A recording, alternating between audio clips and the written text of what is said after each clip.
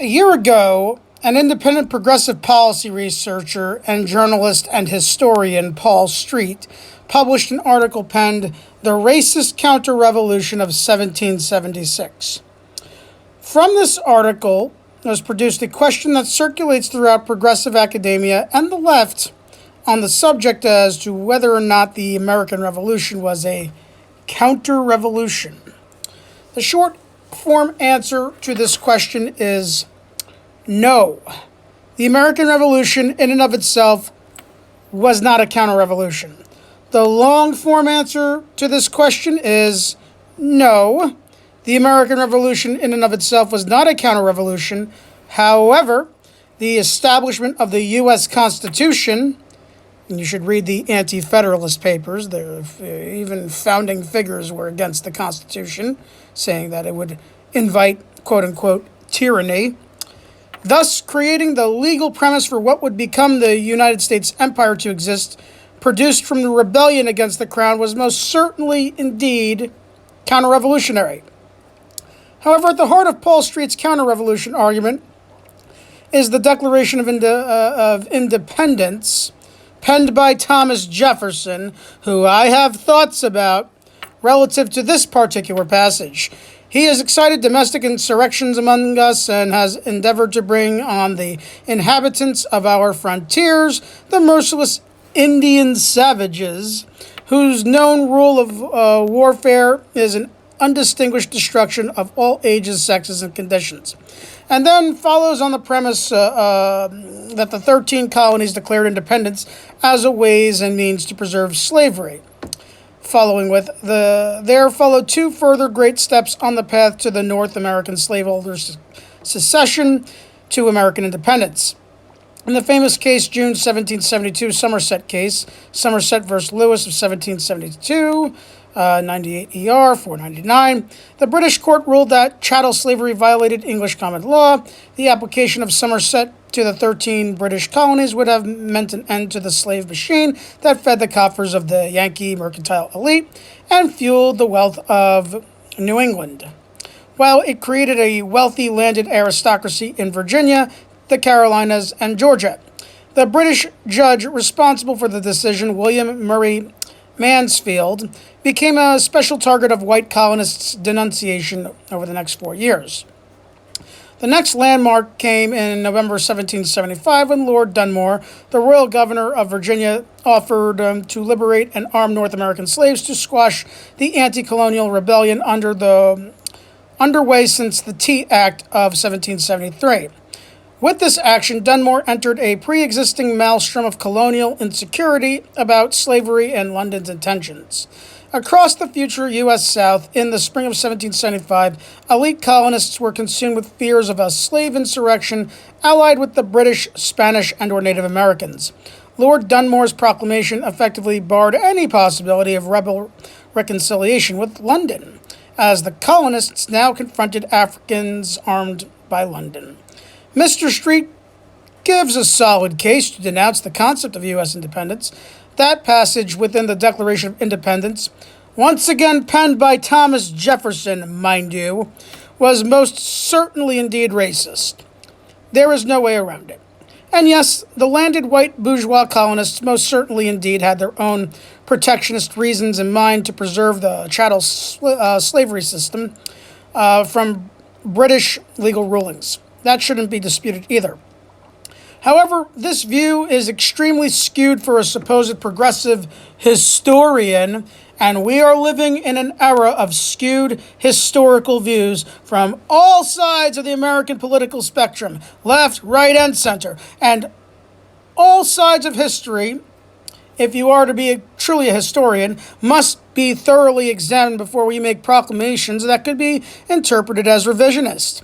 While there were most certainly indeed counter-revolutionary elements within the American Revolution, at least as far as that time period is concerned, most strikingly the so-called Founding Fathers, the separation from the crown was not the ideological byproduct of any official serving within any continental congressional body, and definitely not Thomas Jefferson's. Most of the southern colonies South Carolina, North Carolina, and Georgia, although there were probably some rumblings in Virginia too, were opposed to the idea of separation from the British Crown. The Southern aristocracy, mainly constituted of Tories, who were initially terrified of the prospect of the American Revolution, for such a prospect would certainly equate to them losing their wealth and property, and would result with either them being subject to the rule of the so-called mob or hanged by the British. And speaking of the British, while Paul Street certainly casts them as benevolent and more humane, that's not what subsequent history tells us. India, South Africa, Australia, millions enslaved, millions colonized, and millions dead. In Paul Street's, and by extension J. Sakai's, bizarro universe without a United States, the British would have done exactly the same thing. The same thing that the American Empire did, following through with westward expansion, engaging in ethnic cleansing of the indigenous upon the discovery of gold in California. They would have done the same thing. Who is Paul Street fooling, and who are these historical revisionists fooling? Once again, you need only look at India, South Africa, and the Middle East today to see how toxic the British Empire was and still is globally. Going back to the revolution itself, the revolution was driven by two prime factors: the British demanding colonial payment in lieu of services rendered during the 7 Years' War within the North American theater, alternatively known as the French-Indian War. The British would go so far to shut down the ports and prohibit New York, Boston, and Philadelphia from engaging in commercial activities with France and Spain, which shut down most economic activity within the colonies, hurting bourgeois interests for certain, but irreversibly harming the non-slave owning and non-landed colonial Caucasian proletariat. Then, to make matters worse, heavy taxes and tithes were applied to literally every commercial activity, including the act of buying a pack of playing cards. The American colonies had no say in how the taxes were to be allocated within British Parliament because they had no representation. That was one argument. And then there was the pain factor. At the heart of this pressing question exists the story of two men named Thomas, thus being everyone's favorite slave-owning but anti-slavery, hypocritical, liberal opportunist Thomas Jefferson, who penned the Declaration of Independence for certain. Yeah, sure, okay, whatever. And on the other side of the coin is history's most criminally underrated working-class leftist philosopher Thomas Paine, who more often than not was plagiarized by the opportunistic Thomas Jefferson on numerous occasions. Most stunningly, the Declaration of the Rights of Man that Jefferson penned, which historical revisionists say incited the French to revolt against the king. No. How about Thomas Paine's Rights of Man, which he published prior to the universal rights of man? Okay, that's where do you think Thomas Jefferson got the idea from?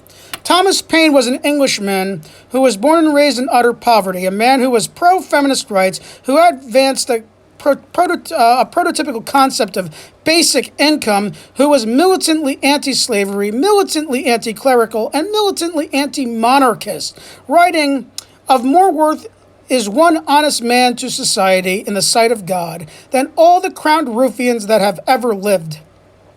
He published a little pamphlet titled Common Sense, which to this day remains the greatest national bestseller in American history. Proportional to population size, which would have been around 500,000 copies sold at that time, that would be the equivalent to 21 million copies sold in 2021. How about that? Paine argued that it should be common citizens, not monarchy and not aristocracy, that should make laws. What more, Paine put his money where his mouth was, and he used the proceedings from his book to fund the Continental Army, since Congress was bogged down in bickering over monetary allocations. Remember history class? Later on, Paine would travel to France and publish Age of Reason and Rights of Man, which would spark a Republican firestorm and incite the French into revolting against King Louis XVI. But due to his radical disposition, Paine was thrown into jail and put on death row until Foreign Minister James Madison intervened and got him off the hook. However, when Paine returned to the United States, he was denied the right to vote. He was mostly despised by the ruling class politicians for his anti-clerical and anti-religious beliefs, and died in Greenwich Village in 1809 in complete obscurity, save for the 6 African Americans who attended his funeral. So back to Paul Street's original critique of the American Revolution being counter-revolutionary. Upon the acquiescence of the British, the colonial proletariat, which fought the war, not the politicians, who were not being paid by the Continental Congress, resorted to stripping the Tories of their wealth and property and forcing them to move to Canada. That doesn't sound counter-revolutionary, until the new American state stepped in and said, no, you can't do that. That's bad, which is counter-revolutionary. But back to Thomas Paine, whose writings sparked the American Revolution, and whose writings sparked the French Revolution. Well, guess what? The French Revolution sparked the revolution in Haiti. You know, folks in Haiti figured out that, the French are, rising up against their monarchy. Hey, maybe we should rise up against the French and free ourselves.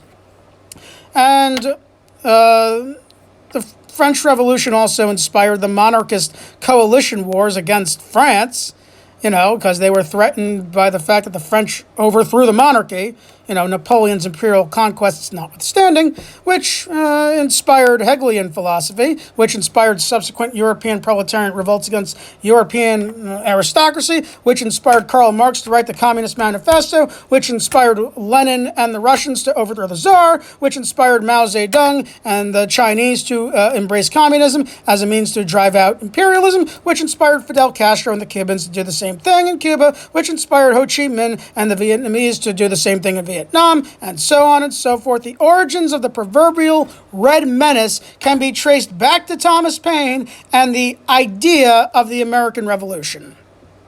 It is a bit disingenuous to say that the American Revolution was counter-revolutionary. The United States has plenty of irreversible faults relative to genocide, slavery, and colonialism. This is true, without a doubt.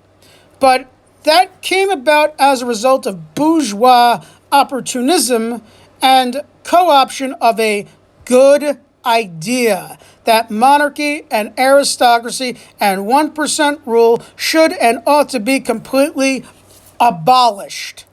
It is not that the American Revolution, as Thomas Paine envisioned it, was counter-revolutionary. The American Revolution, as Thomas Paine envisioned it, was never truly realized.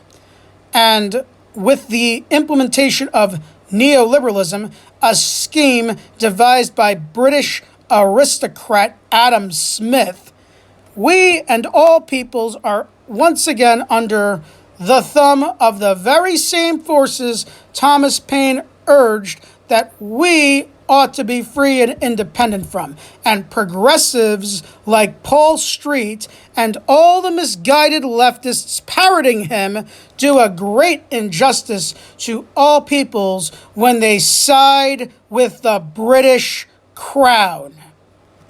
European Christian monarchies and aristocracies should be abolished. Those are good ideas, and they are still worth fighting for. Up with the people, down with the crown. Like and share if you feel obligated to. This is Comrade Pella, signing off.